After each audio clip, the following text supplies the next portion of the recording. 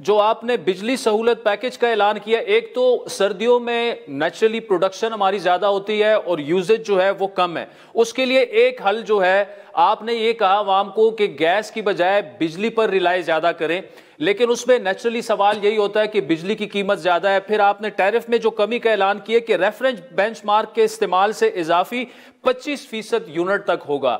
एक तो थोड़ा सा इसको एक्सप्लेन कर दे। इसका मतलब ये कि नवंबर में अगर 200 यूनिट मैंने इस्तेमाल किए हैं गुज़श्ता नवंबर में, और इस नवंबर में अगर मैं 300 यूनिट इस्तेमाल करूं, तो जो 100 यूनिट इजाफी मैं इस्तेमाल कर रहा हूं उस पर मुझे रिलीफ मिलेगा एज ए घरेलू सारिफ?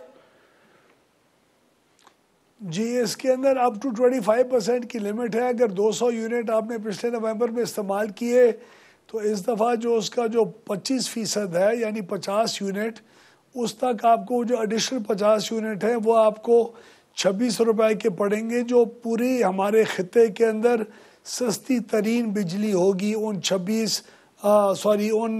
50 यूनिट के लिए। तो जितना आपका इजाफी बिजली होगी उतना आपको वो यूनिट सस्ते पड़े होंगे। और ये हमने ना सिर्फ इसलिए किया, ये सिर्फ सर्दियों के लिए भी नहीं है, इसलिए इसका नाम विंटर पैकेज नहीं है, बिजली सहूलत पैकेज है। क्योंकि आइडियली तो 1 अक्टूबर से लेके 31 मार्च तक हमारे पास ये वाफिर मिकदार के अंदर बिजली होती है जो इन्हीं शराइत के ऊपर दी जा सकती थी।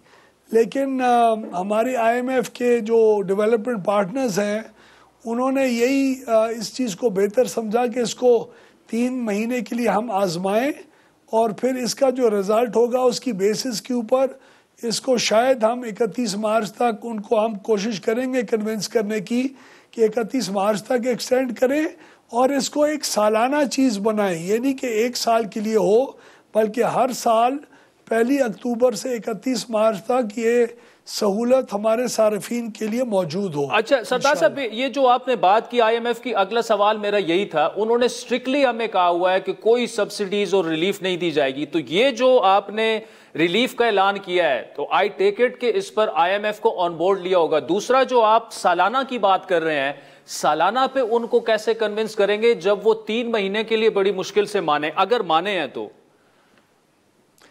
देखिए, ये इसमें कोई सब्सिडी इन्वॉल्व नहीं है। ये हम पूरी जो एनर्जी कॉस्ट है, जो बिजली पैदा करने के लिए तेल का इस्तेमाल होता है या एनर्जी कॉस्ट है, वो हम पूरी रिकवर करें। कैपेसिटी पेमेंट्स की मद में जो हम वैसी पे करें वो हम कंज्यूमर से नहीं लेंगे इस बिजली के अंदर, ताकि कैपेसिटी पेमेंट तो वैसे ही हम पे करें ताकि लोगों को पूरे का पूरा जो फ़ायदा है वो हम आगे पास ऑन कर सकें, मईशत बेहतर हो, डिमांड इंक्रीज़ हो, इंडस्ट्री बजाय 1 शिफ्ट के 1.5 शिफ्ट चल जाए।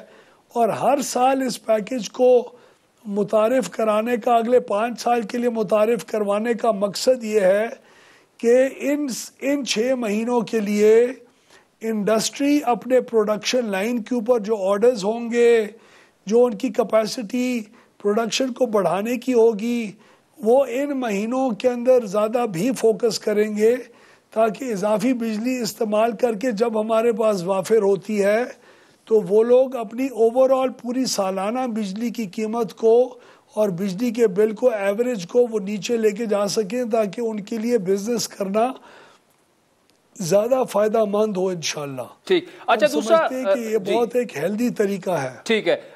लगाई साहब, जो कंपटीशन कमीशन ऑफ पाकिस्तान की रिपोर्ट है कि पब्लिक प्राइवेट पार्टनरशिप की तलाश की उन्होंने सिफारिश की है, और आप खुद भी इस बात के एडवोकेट रहे हैं कि ज़्यादा कंपनियां और आवाम खुद जाएं और जिससे भी वो बिजली खरीदना चाहें। आप एक कमेटी को भी हेड कर रहे हैं।